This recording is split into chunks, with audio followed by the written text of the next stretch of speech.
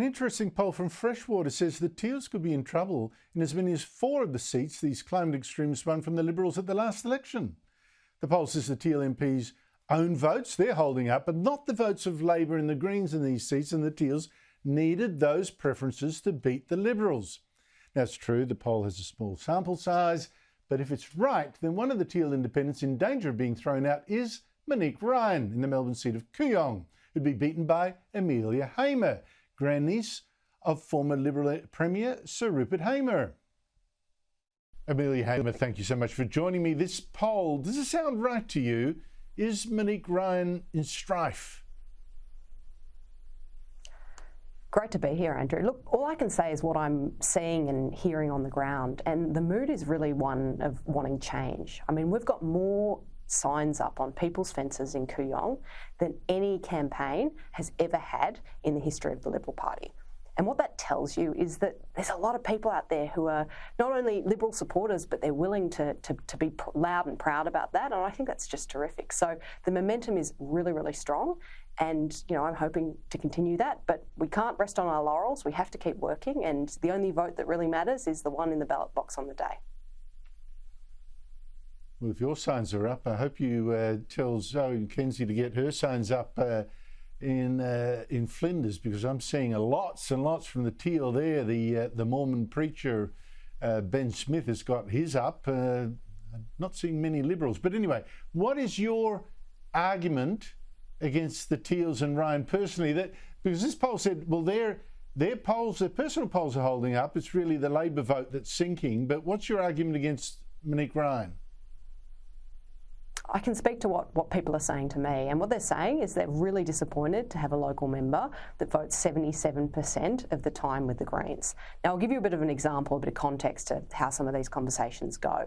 A lady came up to me at a local community event the other day, and she said that before the last election, Monique Ryan had come to this local community group and she'd spoken, and that she'd said to that group that she was a small L Liberal with a bit of a focus on climate.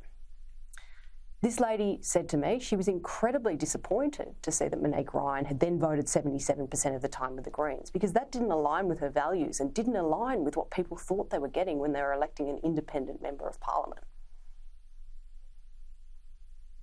Well, I just think anyone who's in alliance with the Greens, it just stinks the way that party's been carrying on. I've also been struck, though, Amelia, by how much crime has suddenly become an issue. It's a state issue, it's not a federal one, but youth crime in particular now. Just today, the Herald Sun reporting that the Victorian Labor government had actually rejected a plan by the police commissioner that sacked a week later, essentially sacked, to tackle youth crime by rejecting bail for children who already had bail 3 times. Now, the commissioner told, well, look, sorry, the government hasn't got enough money, it hasn't got enough prison beds. The government today denied that was the reason it gave.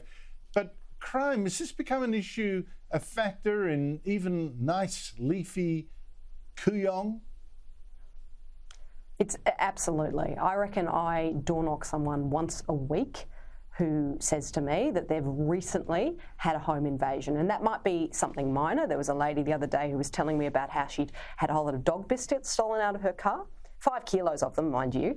But then, you know, from a full-on home invasion with people with machetes coming to the back door in the middle of the night and stealing everything in the house.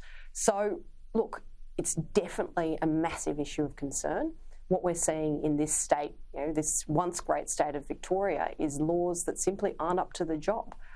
It's no longer an offence to break the conditions of your bail. Our knife crime laws are simply too weak. And the other one I'd say is it's actually not an offence to glamorise crime online. So it's currently legal in Australia to post a video on TikTok or on one of the social media platforms of you committing a crime. So let's say stealing a car, robbing a house and saying, hey, look how cool I am. That's not an offence. You're able to do that. And what we're seeing is a lot of people actually going online and glamorising these criminal activities, and we don't want that anymore, so we will criminalise that as a federal government. Amelia Hamer, I can see you're already switched on to the political mode there. Thank you so much indeed for your time. Thank you, Andrew. Great to be with you tonight.